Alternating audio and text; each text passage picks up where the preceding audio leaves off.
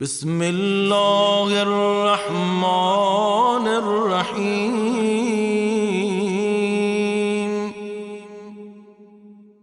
اللهم لا تؤاخذني فيه بالعثرات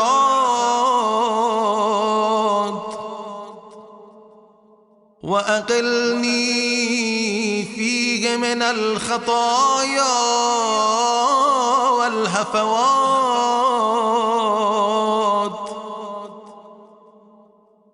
ولا تجعلني فيه غرضا للبلايا والآفات بعزتك يا عز المسلمين.